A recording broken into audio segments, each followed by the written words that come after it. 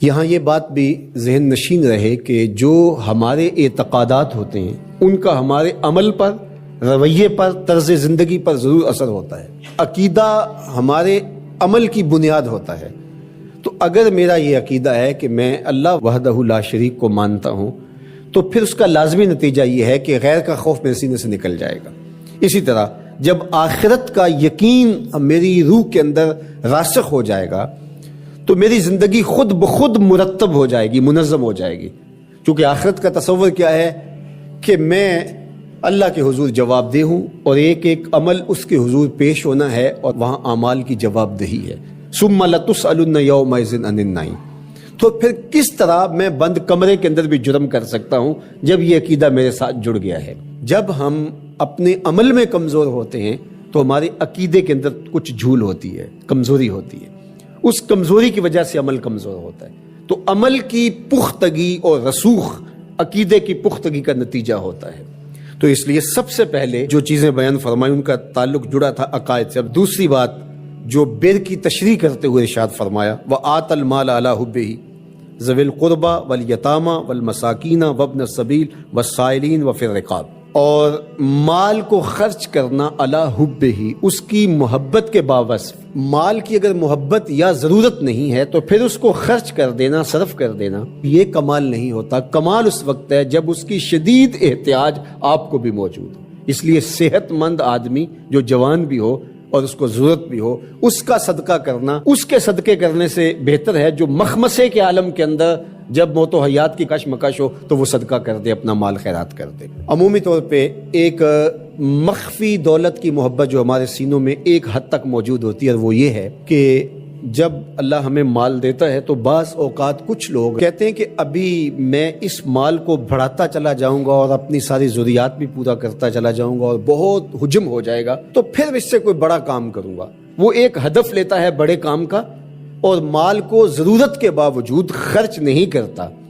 تو یہ ایک مخفی محبت ہے مال کی جو سینوں کے اندر چھپی ہوئی ہے۔ تو ہمارے دین نے ہمیں جو ترغیب دی ہے کہ جوں ضرورت پیش آئے تو جہاں جہاں ضرورت پیش آئے تمہیں اپنے مال سے خرچ کرنا ہوگا۔ حضور نبی رحمت صلی اللہ علیہ وآلہ وسلم نے ارشاد فرمایا کہ جو زکوٰۃ ہے، جو صدقہ واجبہ کے طور پہ ہم ادا کرتے ہیں، اس کے علاوہ بھی تمہارے اوپر مال خرچ کرنا ضروری اور لازم ہے، اور اس کے مصارف یہاں بیان فرما دیے۔ اور وہ مصارف کیا ہے اب ذرا غور کیجئے۔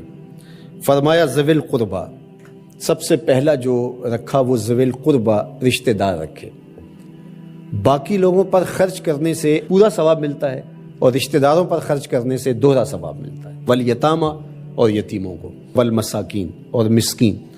مسکین اس کو کہتے ہیں جس کے پاس 2 وقت کا کھانا موجود نہ ہو۔ وابن السبیل، اور جو مسافر ہے، والسائلین، اور جو مانگنے والے ہیں۔ تو اگر اس کے پاس 2 وقت کا کھانا نہیں ہے تو وہ اگر مانگے بقدر کفاف اور 2 وقت کا کھانا مل جائے تو پھر مانگنا ترک کر دے تو اس کے لیے جائز ہے اور شریعت اس کو روکتی نہیں، اور ایسے شخص کو دینا ثواب بھی ہے۔ لیکن جو شخص جمع کیے ہوئے ہو، اس کے پاس موجود ہو، دولت بڑھانے کے لیے یا عادتاً مانگتا ہو، تو ایسے شخص کو نہ دینا چاہیے اور نہ اس کی حوصلہ افزائی کرنی چاہیے۔ وفی الرقاب، اور جو غلام ہیں ان کو غلامی کے بوجھ سے آزاد کرنے کے لیے مال خرچ کرنا۔ دور موجود کے اندر اگر کوئی قرض میں جکڑا ہوا ہے تو وہ بھی پھنسی ہوئی گردن ہے اس کو، اور میں سمجھتا ہوں کہ اس کے زمرے میں وہ شخص جس کی بیٹیاں جوان ہیں اور اس کے پاس کوئی رقم نہیں ہے کہ ان کی شادی کر سکے اور اس کی مدد کی جائے، تو یہ بھی اس سے ملتا جلتا حکم اس کے ساتھ یہ جڑ جائے گا کہ اس پھنسے ہوئے مجبور کی گردن کو چھڑایا جائے۔ وَأَقَامَ الصَّلَاةَ وَآتَى الزَّكَاةَ، اور نماز قائم کرنا اور زکوٰۃ ادا کرنا۔ وَالْمُوفُونَ بِعَهْدِهِمْ إِذَا عَاهَدُوا، اور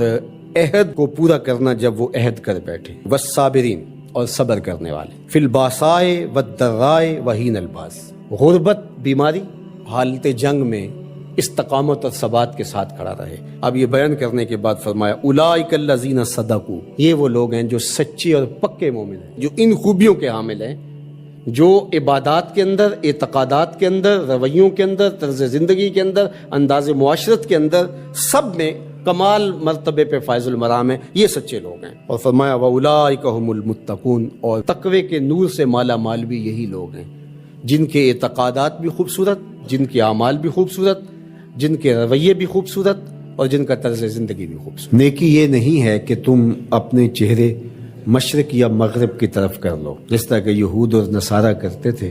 مخصوص رنگوں کے لباس پہن کر، مخصوص طرز کے پٹکے پہن کر اور مخصوص رسوم و رواج کے ساتھ الجھ کے رہ جانا یہ دین نہیں ہے۔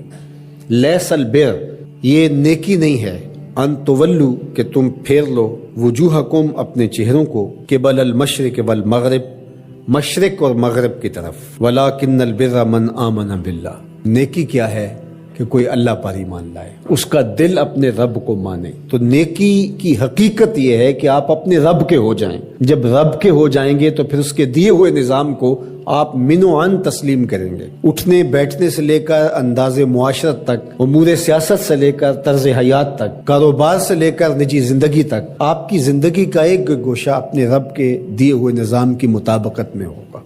تو نیکی تو یہ ہے، نہ یہ ہے کہ تم مخصوص ایک طرز اختیار کر لو، مخصوص طرز کے رنگ پہن لو اور اس کو تم دین قرار دے دو۔ ظاہریت کا نام دین نہیں ہے، بلکہ تمہاری روحوں میں دین کی وہ قدریں اس طرح اتر گئی ہوں کہ تم سے جدا نہ ہونے پائیں۔